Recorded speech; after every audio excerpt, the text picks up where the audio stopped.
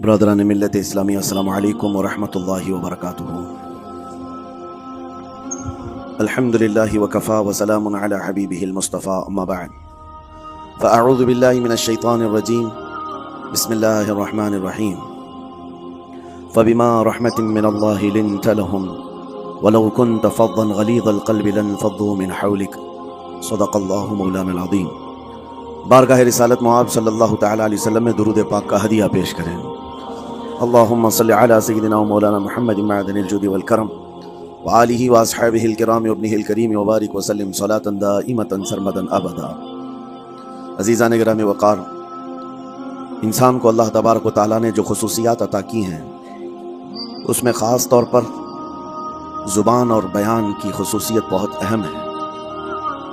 شیخ Saadi رحمۃ اللہ تعالیٰ علیہ فرماتے ہیں، تا مرد سخن نہ گفتہ باشد، عیب و ہنرش نہ ہفتہ باشد۔ جب تک آدمی بات نہیں کرتا، اس کی اچھائی بھی چھپی رہتی ہے، برائی بھی چھپی رہتی ہے۔ انسان اپنے کلام سے، اپنی بات سے سمجھ میں آ جاتا ہے کہ کس کیٹیگری کا ہے، کس لیول کا ہے۔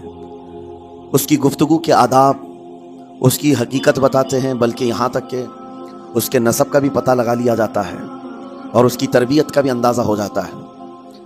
حضرت لقمان حکیم سے پوچھا گیا نیکی کس کا نام ہے، تو آپ نے فرمایا دو چیزیں اور بہت چھوٹی ہیں۔ نیکی دو چیزیں ہیں جو بہت چھوٹی ہیں۔ کہا کیا ہے؟ کہا کہ ملاقات میں لوگ اپنے بھائیوں سے مسکرانا اور نرم گفتگو کرنا۔ ساری نیکیوں کی جڑ ہے یہ، نرم گفتگو کرنا اور لوگوں سے خندہ پیشانی کے ساتھ مسکرا کر ملاقات کرنا۔ لیکن میرے عزیزو، یہ دو چیزیں بناوٹی تو بہت سارے لوگوں کے ساتھ آ سکتی ہیں، اخلاق تصنع جس کو کہتے ہیں، تکلف کے ساتھ بہت سارے لوگوں کے ساتھ آ سکتی ہیں، لیکن حقیقت میں جس انسان کی طبیعت میں یہ دو چیزیں ہونی چاہیے، وہ کب سمجھ میں آتی ہیں؟ اس وقت جو مولا علی کرم اللہ وجہہ الکریم نے فرمایا، کسی انسان کو اس کی حقیقت دیکھنا ہو تو غصے کے عالم میں اسے دیکھو۔ وہ اپنے آپے سے باہر ہوتا ہے یا اپنے مزاج کے خلاف کس طرح بات کو سن کر کے تحمل رکھتا ہے۔ سب سے بڑا پہلوان وہ ہے جس نے اپنے غصے کو کنٹرول کیا اور اپنی زبان پر قابو پا لیا، ورنہ یہ وہ لمحہ ہے جب انسان پھٹ پڑتا ہے، جو دل کے اندر ہے سب کہہ جاتا ہے۔ آپ کو میں بتاؤں، نبی کریم صلی اللہ تعالیٰ علیہ وسلم کے عظیم اخلاق کریمہ، بخاری شریف کی حدیث ہے، حضور مسجد نبوی میں تشریف فرما ہے۔ اس وقت مسجد نبوی، آج ہو سکتا ہے آپ کے ذہن میں جو امیج ہے مسجد نبوی کی، بہت بڑی عالی شان مسجد، لیکن وہ زمانہ نبوی میں اس طرح کی نہیں ہے۔ کچی دیواریں تھیں، اوپر چھپر کے چھت پڑے ہوئے تھے اور مٹی کی زمین تھی۔ یہ مسجد نبوی کی شکل اس زمانے میں حضور اکرم صلی اللہ تعالیٰ علیہ وسلم اپنے صحابہ کے ساتھ بیٹھے ہیں۔ ایک دیہات کا رہنے والا شخص آیا۔ ایک بات یاد رکھیں کہ دیہات میں، گاؤں میں رہنے والوں کے اخلاق اور تمیز میں بڑا فرق ہوتا ہے، ان کے ہاں آداب کی کمی ہوتی ہے۔ وہ شخص آیا اور مسجد نبوی میں آ کر حضور صلی اللہ علیہ وسلم سے کچھ بات چیت کیا اور تھوڑی دیر کے بعد مسجد میں ہی کھڑے ہو کر پیشاب کرنا شروع کیا۔ بخاری شریف میں یہ حدیث موجود ہے۔ جب مسجد نبوی میں کھڑے ہو کر پیشاب کرے تو صحابہ اکرام سب دیکھ کر کے دوڑانے لگ گئے، خذوہ خذوہ، پکڑو اس کو، پکڑو اس کو، اور صحابہ دوڑاتے تھے، وہ پیشاب کرتے ہوئے بھاگتا تھا پوری مسجد میں۔ نبی پاک صلی اللہ تعالیٰ علیہ وسلم نے فرمایا دعوہ، چھوڑ دو اس کو، کر لینے دو، پیشاب کر رہا ہے مسجد میں، چھوڑ دو اس کو۔ جب وہ صحابہ اکرام حضور کا حکم سنتے ہیں، سب پیچھے ہٹ گئے۔ تھوڑی دیر کے بعد نبی کریم صلی اللہ تعالیٰ علیہ وسلم نے صحابہ سے فرمایا پانی کے ڈول بھر کر کے لائے جائیں۔ صحابہ سے ہی منگوایا، پانی کے ڈول بھر کر کے لائے گئے اور مسجد نبوی کے میدان میں فرش پر بہایا گیا اور صاف کیا گیا۔ اب وہ شخص نہایت ہی ڈرا سہما کھڑا تھا، میرے ساتھ کیا ہوگا پتہ نہیں، میں نے پیشاب کیا، اب مجھے یہ لوگ قتل کر ڈالیں۔ نبی کریم صلی اللہ تعالیٰ علیہ وسلم نے قریب بلایا اور فرمایا، نہایت نرم گفتگو کے ساتھ حضور فرماتے ہیں، یہ اللہ کا گھر ہے، یہاں پیشاب نہیں پیشانیاں رکھی جاتی ہیں۔ بس یہ جملہ ہے، بخاری شریف میں موجود ہے، یہاں عبادت کی جاتی ہے۔ اتنا کہہ کر رخصت ہو گئے، رخصت کر دیا۔ وہ دیہات سے آیا ہوا جو نوجوان تھا یا شخص تھا، باہر نکلتے ہی وہ کلمہ طیبہ پڑھ کر حضور کی غلامی میں شامل ہوا۔ میں نے وہ بلند عالی اخلاق نہیں دیکھے۔ نبی کریم صلی اللہ علیہ وسلم کے بارے میں قرآن کہتا ہے فَبِمَا رَحْمَةٍ مِّنَ اللَّهِ لِنْتَ لَهُمْ، اللہ کی رحمت سے آپ لوگوں کے لیے نرم ہیں، اس لیے لوگ آپ کے ارد گرد لگے ہوئے رہتے ہیں۔ وَلَوْ كُنْتَ فَظًّا غَلِيظَ الْقَلْبِ لَانفَضُّوا مِنْ حَوْلِكَ، اے رسول اگر آپ سخت دل ہو جائیں تو پھر یہ سب چھٹ جائیں گے، آپ سے دور ہو جائیں گے۔ اس رسول کے لیے جب کہا گیا ہے کہ اگر آپ سخت ہو جائیں تو لوگ چھوڑ کر کے دور ہو جائیں گے، تو ہمارے اور آپ کے لیے کس قدر لہجے کی پابندی ضروری ہے۔ ہاں عزیزان گرام وقار، اپنی گفتگو، اپنے کلام، اپنی بات چیت سے آپ اپنے سلیقے بتاتے ہیں۔ گالی گلوچ کرتے ہوئے جن کی صبح شامیں ہوتی ہیں، ان کو دیکھ کر کے ہی پہچان میں آ جاتا ہے کس گھر سے یہ تعلق رکھتا ہے، کہاں ان کی تربیت ہوئی ہے، کس طرح ان کے آداب سکھائے گئے۔ اسی لیے میرے عزیزوں، بچوں کو آوارہ بھی نہ چھوڑ دینا کہ وہ اپنی زبان گلی کوچوں سے سیکھ کر کے جائیں۔ کل کو ہوگا یہ کہ اس کی زبان کی وجہ سے لوگ تمہیں تان و تشنیع کریں گے، اس کا باپ ایسا ہوگا اس لیے بچہ ایسا ہے، اس کی ماں اس طرح ہوگی اس لیے اس کی گفتگو ایسی ہے۔ کیونکہ موسٹلی زیادہ طور پر بچے اپنے ماں باپ کے اخلاق کو نقل کرتے ہیں، ٹرانسفر ہوتی چلی جاتی ہیں۔ ایک بار حضور اکرم صلی اللہ تعالی علیہ وسلم مسجد نبوی سے باہر نکل کر جا رہے ہیں۔ توجہ میرے عزیزوں، اخلاق کہاں دکھانے چاہیے اور ہماری بات چیت کے انداز ہمیں کہاں ہونا چاہیے میں آپ کو بتاؤں۔ حضور تشریف لے کر جا رہے ہیں، صحابہ اکرام کھڑے تھے حضور کے اطراف۔ مدینہ طیبہ کی ایک بوڑھی خاتون جس کا ذہنی توازن کھویا ہوا ہے، یعنی وہ دماغی طور پر ڈسیبل ہے، اور وہ آئی جا رہی تھی۔ لوگ جب بھی اس کو دیکھتے راستہ کاٹ لیتے، وہ جس کو بھی پکڑتی تھی سنانا شروع کرتی تھی، جو منہ میں آئے بکنے لگ جائے، اور لوگوں کو تنگی محسوس ہونے لگتی۔ صحابہ نے دیکھا کہ یہ عورت آ رہی ہے، حضور کی طرف آ رہی ہے، سب نے حضور صلی اللہ علیہ وسلم کو گھیر لیا، اس کا راستہ روکنے کے لیے اب آئے گی۔ اور نبی کریم صلی اللہ علیہ وسلم کے پاس اگر زبان درازی کرنے لگ جائے، پاگل عورت ہے، اور بک بک کرنے لگ جائے، حضور پاک صلی اللہ علیہ وسلم کے ادب میں کہیں کمی نہ آ جائے۔ صحابہ کا یہ ہمیشہ اہتمام رہتا۔ حضور اکرم صلی اللہ علیہ وسلم نے دیکھا تو صحابہ سے کہا ہٹ جاؤ، اس کو آنے دو، ہٹ جاؤ، اس کا راستہ چھوڑ دو۔ صحابہ نے کہا یا رسول اللہ صلی اللہ علیہ وسلم، اس کا ذہنی توازن ٹھیک نہیں ہے، دماغی طور پر وہ عورت ٹھیک نہیں ہے، وہ آئے گی اور لمبی باتیں کرتی ہے، لا یعنی باتیں کرتی ہے، کہیں آپ کی شان پاک میں کوئی گستاخی نہ ہو جائے۔ صحابہ روک رہے تھے، حضور پاک صلی اللہ علیہ وسلم نے سختی سے فرمایا، ارشاد فرمایا ہٹ جاؤ، اس کا راستہ چھوڑ دو، مجھے پتا ہے پورے مدینے میں اس کی کوئی نہیں سنتا، میں بھی نہ سنوں تو کس کو سنائے گی، اگر میں بھی نہ سنوں تو وہ کس کو سنائے گی۔ یہ میرے مصطفیٰ کریم صلی اللہ تعالی علیہ وسلم کے دربار عالی جاہ کی وہ بلند اخلاق کریمانہ کی ایک مثال ہے، جس کو خود میرے آقا نے فرمایا بعثت لأتمم مکارم الاخلاق۔ عزیزان گرامی وقار، لوگوں کے آج حالات ایسے ہیں کہ اچھے لوگوں کے ساتھ اخلاق الگ دکھائے جاتے ہیں، چھوٹے لوگوں کے ساتھ اخلاق الگ دکھائے جاتے ہیں۔ سٹیٹس کا آدمی ہو تو اس کے ساتھ ملنے کے طریقے الگ ہیں، اور غریب کوئی آ جائے، فقیر کوئی آ جائے تو اس سے ملنے کا انداز الگ ہو جائے۔ یہ نہ ہو، یہ ہم سب کے لیے نصیحت ہے۔ اسی ممبئی کی سرزمین پر میں آپ کو بتاؤں، ایک ماہیم شریف میں بزرگ حاجی صاحب ہوا کرتے تھے، آج سے تقریباً 10-12 سال پہلے کی۔ وہ کئی لوگوں سے ایک سوال کرتے تھے پکڑ پکڑ کر کے کہ میرا ایک سوال ہے، آپ جواب دیں گے، میرا ایک سوال ہے۔ کئی علماء سے انہوں نے پوچھا، مجھ سے بھی انہوں نے، جب میں نیا تھا مصر سے پڑھ کر کے آیا تھا، میرے پاس آ کر کہا کافی سالوں سے میرے ذہن میں ایک سوال ہوتا ہے، میں آپ سے بھی پوچھنا چاہتا ہوں۔ کہا بتائیے کیا ہے؟ کہا میں حضور سرکار مجاہد ملت رحمت اللہ علیہ کا مرید ہوں۔ علامہ حبیب الرحمن مجاہد ملت، رئیس اعظم اڑیسہ، جن کے خدمات جلیلہ آج ہو سکتا ہے نئی جنریشن کو نہ معلوم ہو، ان کا لقب ہے مجاہد ملت، جنہوں نے سنیت کی بقا کے لیے اپنا تن من دھن سب قربان کیا تھا۔ وہ مجاہد ملت عظیم بزرگ ولی کامل ہے۔ یہ حاجی صاحب کہتے ہیں کہ میں ایک نارمل آدمی تھا، کڑیا تھا، یعنی گھر بنانے کا کام کرتا تھا۔ جب وہ ممبئی تشریف لاتے تو دوڑ کر کے ہر جگہ سے لوگ ملنے آتے، میں بھی گیا تھا، اور اس وقت میں جوان تھا۔ حضور مجاہد ملت رحمت اللہ علیہ کی بات وہ بتا رہے ہیں کہ لوگ لائن لگا کر کے مصافحہ کر رہے تھے، مل رہے تھے۔ جب مل رہے تھے تو پھر میرا نمبر آیا، میں ملنے کے لیے گیا۔ بزرگوں کے سب ہاتھ چومتے ہیں، یہ ہمارے سنیوں کے طریقے ہیں، ادب۔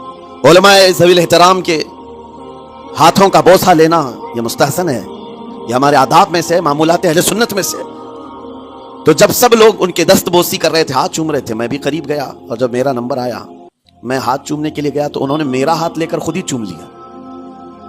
وہ بزرگ عالی جاہ ولی کامل جن کو دنیا مجاہد ملت کہتی ہے، میرا ہاتھ انہوں نے چوم لیا، اور میرے اندر ایسی پشیمانی تھی کہ میں کیا کروں سمجھ میں نہیں آیا۔ میں ایک معمولی سا کڑیا، اور کہاں ان کا مقام کہاں میرا۔ تو اس کے بعد وہ اس بے چینی میں رہتے تھے کہ ایسا کیوں کیا، ایسا کیوں کیا، کیونکہ پوچھنے کا موقع ہی نہیں ملا۔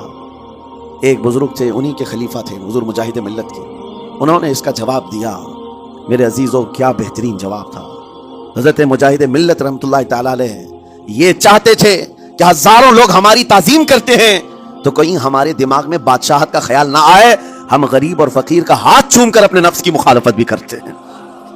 اخلاق کریمانہ دکھانے کے لیے اسٹیٹس والوں کے ساتھ ہی نہیں، غربا فقراء کے ساتھ بھی وہ اخلاق ہو. نبی کریم صلی اللہ تعالیٰ علیہ وسلم کے وہ آداب آج اگر آپ اپنا لیں، بہت ساری کڑوی چیزیں ویسی ختم ہو جائیں. آج ممبئی کی سرزمین پر سب سے بڑا یہ چیلنج ہے بات کرنے میں. نوجوانوں کے تو آج پارے چڑھے ہوئے ہوتے ہیں، ان سے کوئی بھی بات کر لے، جس تیور میں یہ بات کرتے ہیں ایسا لگتا ہے کہ ابھی لڑائی ہو جائے گی، ابھی جھگڑا ہو جائے گا. اس کی عادت سی بن گئی ہے. آپ کو پتا ہے فرمایا گیا، عربی کا قول ہے جراحت السنان لها التیام ولا یلتام ما جرح اللسان. تلوار سے، چاقو سے دیا ہوا زخم سوکھ سکتا ہے، زبان سے دیا ہوا زخم کبھی نہیں سوکھتا. زبان سے دیا ہوا زخم نہیں سوکھتا. بولنے سے پہلے 1000 بار اس بات کو خیال ہونا چاہیے کہ میں جس کو بول رہا ہوں کہیں اس کا دل چھلنی تو نہیں ہو جائے. میری زبان یہ ہوتی 50 گرام کی چھوٹی زبان ہے، لیکن بڑے بڑے لوگوں کے کلیجے چیر کر رکھتی ہے، بڑے بڑے لوگوں کے دلوں میں سوراخ کر کے رکھتی ہے، زخمی کر کے رکھتی ہے اس کا استعمال. اسی لیے روایت میں ملتا ہے کہ جب انسان صبح کرتا ہے تو سارے اعضاء، ہاتھ پیر آنکھ کان ناک، سارے اعضاء سب سے پہلے زبان سے یہ عرض کرتے ہیں، اس کی پناہ مانگتے ہیں. کہتے ہیں آج تو صحیح سلامت رہے گی تو ہم سب صحیح سلامت رہیں گے، اور اگر تو پھسل گئی تو عذاب ہم پر بھی ہوگا. زبان بولتی ہے، مار کسی اور کو پڑتی ہے. کوئی زبان کو مارتا نہیں ہے، گالی زبان دیتی ہے، لیکن مار کبھی پیٹھ پہ پڑتی ہے، سر پہ پڑتی ہے، ہر جگہ پڑتی ہے. تو یہ زبان نبی کریم صلی اللہ تعالیٰ علیہ وسلم نے ارشاد فرمایا، من یضمن لی ما بین لحیتیہ وما بین. حضور پاک صلی اللہ تعالیٰ علیہ وسلم فرماتے ہیں، جس نے 2 چیزوں کی ضمانت مجھے دے دی، حفاظت کی، میں اسے اضمن لہ الجنہ، میں اس کو جنت میں لے جانے کی ضمانت دیتا ہوں. 2 چیزیں کیا ہیں؟ حضور فرماتے ہیں، ایک 2 جبڑوں کے بیچ میں جو موجود زبان ہے اس کی حفاظت کر لے، اور 2 رانوں کے بیچ میں جو شرمگاہ ہے اس کی حفاظت کر لے. یہ 2 چیزیں جس نے بچا لیا میں اس کو جنت میں لے جانے کی ذمہ داری دیتا ہوں، ضمانت دیتا ہوں. اس کا کتنا بڑا کردار ہے، یہ زبان کا کتنا بڑا کردار ہے. اور حضور نے ایک بار پکڑ کر کے فرمایا تھا، زبان کو پکڑ کر کے کہا تھا، یہ وہ زبان ہے جو انسان کو جنت میں بھی لے جاتی ہے اور دوزخ میں بھی لے جاتی ہے. کلمہ کس سے پڑھتے ہیں آپ؟ لا الہ الا اللہ، زبان ہی سے تو پڑھتے ہیں. اسی کلمے نے آپ کو جنت تک پہنچایا. اور کافر جو کفر کرتا ہے وہ بھی زبان سے ہی کرتا ہے، اور زبان اسے ہمیشہ کی دوزخ میں لے جاتی ہے. اس زبان کو چلانے سے پہلے 1000 بار سوچ لیں کہ آج لہجوں کی سختیاں بڑھتی چلی گئیں. اور آپ کو پتا ہے قرآن پاک میں رب تعالیٰ نے یہ فرمایا، وَلَا تَقُلْ لَهُمَا اُفٍّ وَلَا تَنْهَرْهُمَا. والدین کے بارے میں بچوں کو کیا کہا گیا؟ ان کو اف تک نہ کہو. لیکن زبان جب کھلتی ہے نا، ماں باپ کے خلاف نوجوانوں کو ہم نے دیکھا ہے گالی گلوچ کرتے ہوئے اور اتنی بری باتیں کہتے ہوئے، معاذ اللہ. عزیزان گرامی وقار، حضور نے تو یہ فرمایا، جس نے پلٹ کر کے اپنے ماں اور باپ کو سخت لہجے میں بات کیا یا ان کی نافرمانی کی، حضور فرماتے میرا دل چاہتا ہے کہ اس کے گھر کو آگ لگا دوں، آگ لگا دوں. اس لیے اس بات کو ہمیشہ یاد رکھیں، تمہارے لہجے کی سختیاں کسی کو زخمی کر دیں تو آخرت خراب ہو جائے گی، آخرت خراب ہو جائے گی. حضرت علقمہ رضی اللہ تعالیٰ عنہ، حضور کے صحابی، حضور صلی اللہ علیہ وسلم کے صحابی، آخری وقت آ گیا تھا لیکن زبان نہیں کھلتی تھی. حضور پاک صلی اللہ علیہ وسلم کے پاس سفارش لائی گئی کہ آپ کے وہ ساتھی ہیں انتقال کر رہے ہیں لیکن زبان پر کلمہ بھی نہیں آتا. حضور تشریف لائے، دیکھا، پوچھا گھر میں ان کے کون کون ہے؟ کہا بیوی ہے اور ماں. ماں کو بلایا اور کہا علقمہ کے بارے میں کیا کہتی ہوں، کیسا تھا؟ کہا بہت اچھا، پرہیزگار، عبادت گزار، ساری نیکوکاریاں اس کے اندر ہیں. تو پھر حضور نے پوچھا اچھا یہ بہت نیک تھا، تم بھی اس سے راضی ہو کہ نہیں ہو؟ ماں نے کہا میں نہیں راضی ہوں، میں راضی نہیں ہوں. کہا کیوں، وجہ کیا ہے؟ کہا یا رسول اللہ میرا اکلوتا بیٹا، میرا تنہا بیٹا تھا، بڑی محبتوں کے ساتھ اس کو پالا تھا، اور جب میں نے اس کی شادی کی اپنی بیوی کو لایا، اور جب بیوی گھر پر آ گئی تو میری بات کو ہلکے میں لیتا، اپنی بیوی کی بات کو فوقیت دیتا، ترجیح دیتا. اور اس وقت غالباً یہ باتیں تھی کہ زبان سے کوئی کلمہ ان کے نکلا ہوگا جو بیوی کی حمایت میں تھی. ماں کو تکلیف پہنچ گئی. کہا میرا دل گوارا نہیں کرتا، میں اس سے راضی نہیں. باقی وہ بہت نیک بندہ ہے، بہت اچھا ہے. حضور نے فرمایا دیکھو زندگی کے آخری پڑاؤ پر آ چکا ہے، روح نکلنے کو ہے، معاف کر دو. وہ بھی صحابیہ تھی، انہوں نے کہا آقا آپ کا حکم ہے یا مشورہ ہے؟ اگر حکم ہے تو پھر ماننا ہے.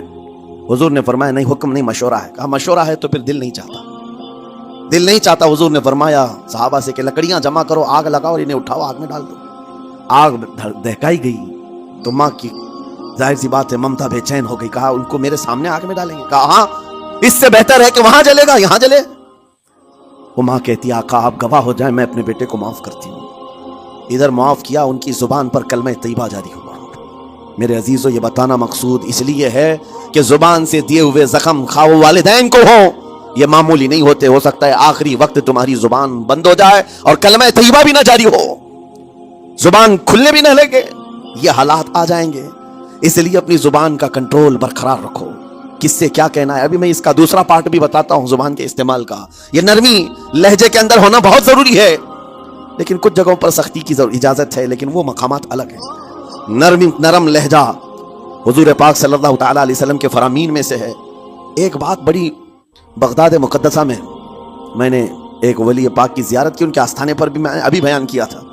حضرت بہلول دانا مجذوب بزرگ تھے اور بغداد کی گلیوں میں کہیں پر بھی بیٹھ جاتے تھے, اور جو جانکار تھے وہ سمجھتے تھے کہ اللہ والا بندہ ہے. مجذوب کس کو کہتے ہیں؟ جس کی یاد الہی میں عقل فنا ہو گئی, ختم ہو گئی, اللہ کے ذکر میں اور اللہ کی یاد میں اپنے آپ کو فنا کر دیا ہے. اس کے اوپر شریعت کا قلم نہیں. ظاہر سی بات ہے شریعت کے سارے احکام اس پر ہیں جس کی عقل سلامت ہے. عاقل ہو, بالغ ہو تو نماز فرض ہے نا, عقل ہی نہیں ہے تو وہ مجذوب ان اولیاء کو کہتے ہیں. لیکن ان کے بارے میں حدیث میں ہے, اللہ کے نبی نے فرمایا وہ ایسے بندے ہیں کہ اگر اللہ کو قسم دے دیں کسی بات کی, اللہ ان کی قسم پوری کرتا ہے. وہ بہلول دانا بیٹھے ہوئے تھے. بغداد کا ایک مشہور تاجر تھا, لیکن خستہ حال تھا, بہت نقصان اٹھا چکا تھا, خسارے میں چل رہا تھا, بزنس پورا لاس میں, اور وہ پریشان حال بہلول دانا کے پاس آیا, گڑ گڑایا, کہا کہ حضور مجھے بچا لیں, رحم کر لیں, میں تاجر ہوں, لٹ گیا ہوں, لاس میں ہوں, کچھ آپ فرما دیں, میں کیسے اس بھور سے نکلوں. بہلول دانا نے دیکھا, کہا ٹھیک ہے کچھ پیسے بچے ہیں؟ کہا ہاں ہے, وہ بس اتنا سرمایہ ہے کہ مال لیتا ہوں پھر بیچ دیتا ہوں, نفع نہیں ہوتا.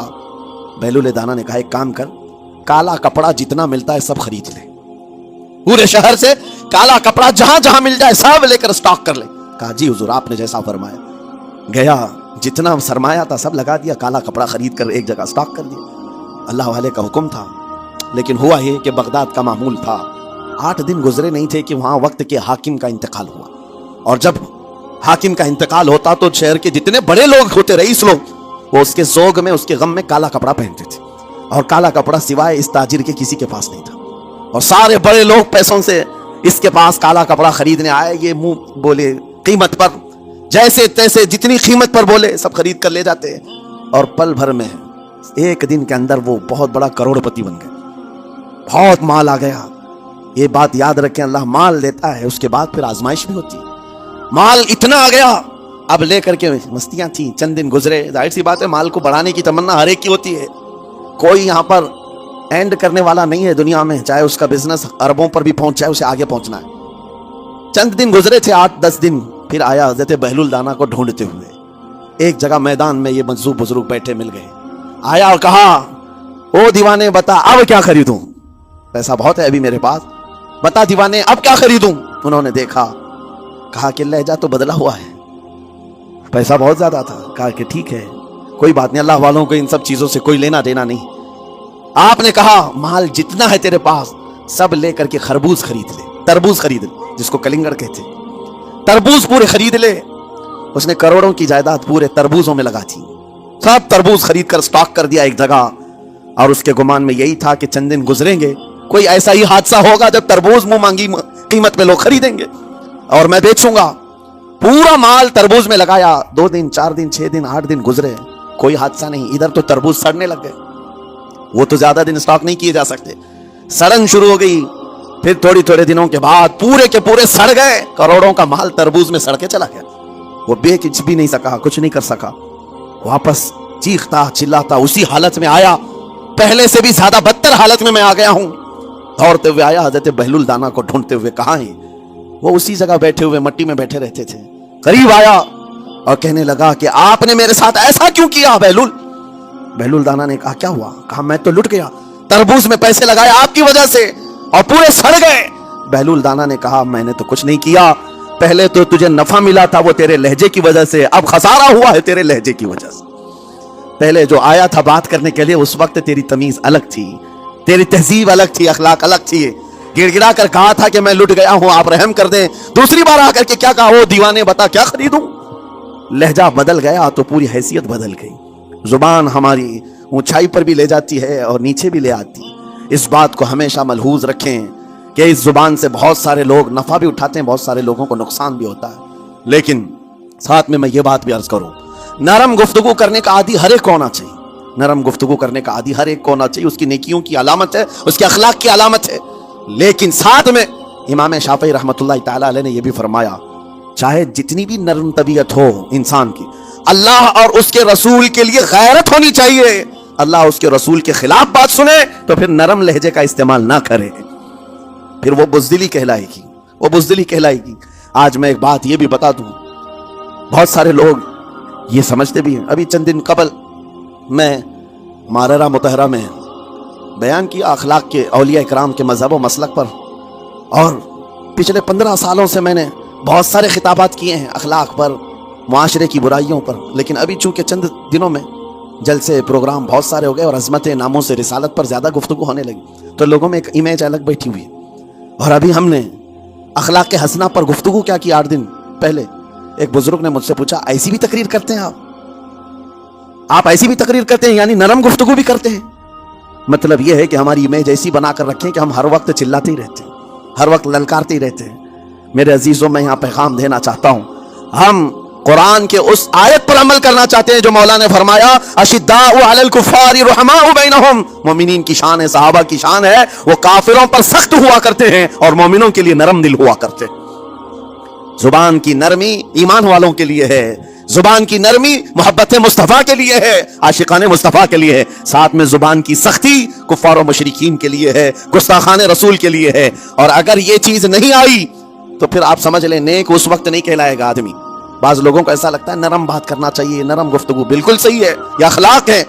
लेकिन अगर ऐसे मकामात पर जहां तुम्हारे नबी को कोई गाली दे रहा हो, रब की शान में कोई भौंक रहा हो, उस वक्त तुम कहो कि अखलाक है, नरम बात करना चाहिए, ये बेगैरती है, ये बेगैरती है। तुम्हारी बीवी को अगर तुम्हारे सामने कोई छू दे और उसके बाद तुम हंस करके उससे कहो ठीक है जाइए साहब, आपको कहा जाएगा बेगैरत आदमी, बेगैरत आदमी है। इंसान को अपनी बीवी, अपनी बेटी, अपनी मां पर भी गैरत होती है, वो सुनता नहीं है, ये पैदाइशी है, फितरत है इंसान की। और मोमिन की शान ये है, सबसे बड़ी गैरत उसके लिए अल्लाह और उसके रसूल के लिए हुआ करती है। अल्लाह और उसके रसूल के लिए मां और बाप को गालियां एक वक्त में बर्दाश्त कर भी ले जाए, लेकिन अल्लाह और उसके रसूल की शान में वह हरगिज बर्दाश्त ना करे। ये ईमान की अलामतों में से है। बहरहाल मैंने जुबान के दोनों इस्तेमाल आपको बताए, सख्त लहजे भी हैं, नरम लहजे भी हैं। लेकिन जब आपका पाला किसी गुस्ताख से ना पड़े तो हमेशा नरम गुफ्तगू करने के आदी बने। मोमिनीन में नरम लहजे का इख्तियार हमेशा रहे, इससे अखलाक आपके बताए दिखाए जाते हैं, इससे आपके अखलाक मालूम होते हैं। साथ ही मुआशरे में नरमी और मोहब्बत का माहौल भी कायम होता है। डांटने के तरीके भी मैं आपको बताऊं। मेरे उस्ताद, मेरे वालिद इग्रामी फरमाया करते थे, हुजूर हाफिज मिल्लत रहमतुल्लाह अलैह, जो अल जामिअतुल अशरफिया मुबारकपुर के बानी हैं और बड़े मुहद्दिस, जिन्होंने एक नहीं हजारों आलिम पैदा किए, इस हिंदुस्तान की बात कर रहा हूं। हाफिज मिल्लत रहमतुल्लाह अलैह पूरी बुखारी शरीफ पढ़ाते थे, तकरीबन 40 साल तक उन्होंने पढ़ाया बुखारी शरीफ। मेरे वालिद उनके शागिर्द हैं। फरमाते हैं जब वो बहुत ज्यादा नाराज हो जाते किसी से, डांटना होता, हर उस्ताद बच्चे को डांटता है, कभी कुछ बच्चा नाफरमानी कर जाए या मिजाज के खिलाफ बात करे तो उस्ताद डांटता है। तो हाफिज मिल्लत रहमतुल्लाह अलैह अगर किसी शागिर्द को डांटते भी गुस्से में तो कहते हैं, ए जन्नती क्या कर रहा है? कहते हैं अगर ये जुमला कबूल भी हो जाए तो वो बच्चा जन्नती हो जाए। लहजे की ये इस्तेमालात औलिया से सीखो मेरे अजीजों। गुस्से पर कंट्रोल उस वक्त तुम्हारे अखलाक मालूम होते हैं जब तुम्हारा गुस्सा उरूज पर होता है, उस वक्त तुम्हारी हकीकत लोगों के सामने आती है। वो अपने शागिर्दों को डांटते भी तो जन्नती कहकर डांटते हैं, यानी कोई गाली नहीं है, कोई बुरे कलमे नहीं है, बल्कि ऐसा जुमला है कि अगर कबूल भी हो गया उस्ताद की जुबान से, उसकी तो जिंदगी वसूल होगी, उसका बेड़ा पार हो गया।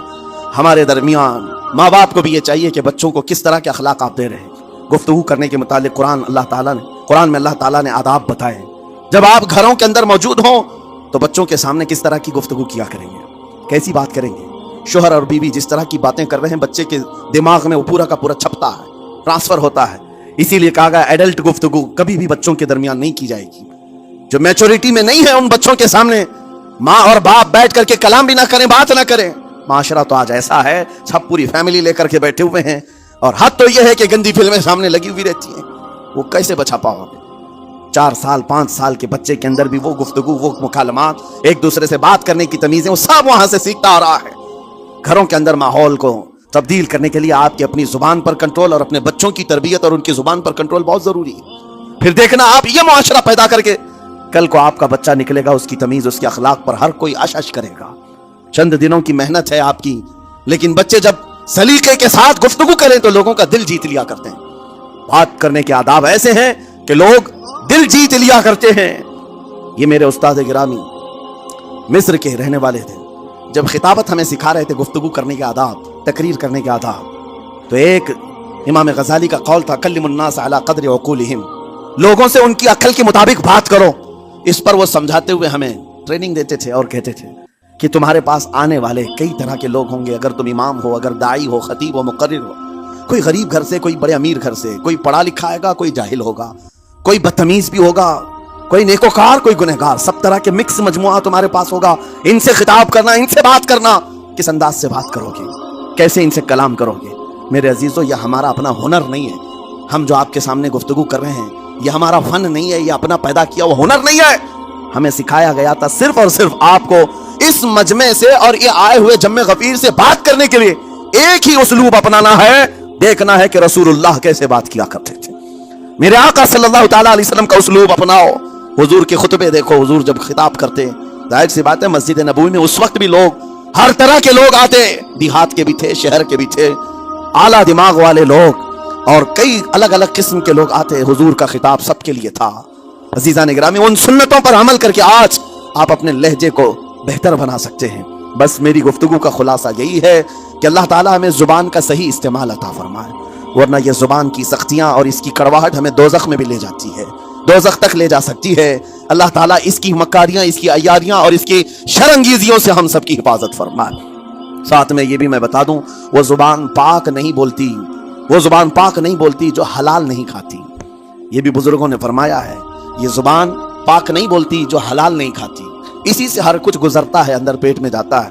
حلال لقمے اس سے گزارو تو زبان پاک بولے، اللہ کا ذکر کرے اور تمہیں زبان میں وہ لذت آنے لگ جائے. لیکن اس سے حرام لقمے گزارتے رہو گے، اس کے لہجے کی سختیاں بھی آ جائیں گی، اس کے اندر کڑواہٹ بھی آ جائے گی، گالی گلوچ، یہ سارے استعمالات یہ زبان کرنے لگ جائے گی. کیوں؟ اس سے حرام لقمے جو گزارے جا رہے ہیں. اس چیز کا بھی خیال ضروری ہے. زبان کو جس طرح کا پیٹرول دو گے ویسی چلے گی یہ گاڑی. جس طرح کا ڈیزل اس کے اندر ڈالتے ہو، حرام یا حلال، یہ بہت معنی رکھتا ہے.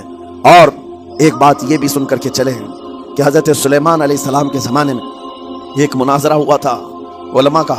بعض لوگوں نے کہا کہ انسان کی ایک جماعت تھی، انسان کی زبان افضل ہے، منہ افضل ہے، اس لیے کہ وہ اللہ کا ذکر کرتی ہے. بعض نے کہا کہ نہیں، انسان کے پیچھے کا مقام اچھا ہے، اس سے بہتر ہے. یہ دونوں کی تکرار میں حضرت سلیمان علیہ السلام کے پاس بات آئی، آپ بتائیں. تو ان سے پوچھا تم اتنی بڑی بات کیوں کہہ رہے ہو؟ اس کے پیچھے کا مقام اچھا ہے. کہا کہ اس لیے کہ وہ صرف نجاست نکالتا ہے، وہ صرف نجاست نکالتا ہے، وہ مقام غلاظت باہر کرتا ہے، غلاظت اندر لیتا نہیں. زبان غلاظت اندر بھی لیتی ہے، حرام کھاتی بھی ہے، لوگوں کو زخمی بھی کرتی ہے. ان علماء کی دلیل تھی. تب آپ نے فرمایا بات ٹھیک ہے، جس انسان کا زبان پر کنٹرول نہیں، حرام کھاتا ہو اور بد کلامی کرتا ہو، گالی گلوچ ساری چیزیں کرتا ہو، آپ نے فرمایا اس سے بہتر اس کا پیچھے کا مقام ہے. اور جو انسان کنٹرول رکھتا ہے، حلال کھاتا ہے اور لہجے کی نرمی رکھتا ہے، ظاہر سی بات ہے اس کا منہ ہی افضل ہے، اس کی زبان افضل ہے. اب یہ تو فیصلہ سب کا ہے، کس کو کیا چیز اختیار کرنی ہے. عزیزان گرامی اوقات، یہ بہت بڑی بات ہے جو میں آپ کے سامنے کہہ رہا ہوں. زبان کو اگر کسی دوسری جگہ سے کمپیئر کیا جائے تو لگتا ہوگا نرم، یہ بالکل اچنبے والی بات ہے، عجوبے والی بات ہے، یہ کون سا کمپیریزن ہے. وجہ یہی ہے بعض لوگوں کو ہم نے اتنا گندا بولتے ہوئے دیکھا ہے. اس سے بہتر ہے کہ وہ نہ بولیں. لوگوں کو زخمی کرتے ہیں، کسی کے مقدسات پر حملے کرتے ہیں. اللہ تعالیٰ ان کے زبان کی شرارتوں سے ہماری حفاظت فرمائے. اور کریم خدا ارحم الراحمین مولا اس چیز سے بھی ہمیں حفاظت فرمائے. قیامت کے دن کچھ لوگ صرف اس لیے پکڑے جائیں گے کہ وہ کچھ نہیں بولتے تھے، لیکن وہ جن کے ساتھ رہتے تھے وہ بولتے تھے، وہ لوگ بولتے تھے، اور ان کی وجہ سے یہ خاموش رہنے والا جو ساتھ میں تھا اسے بھی جہنم میں لے جایا جائے گا.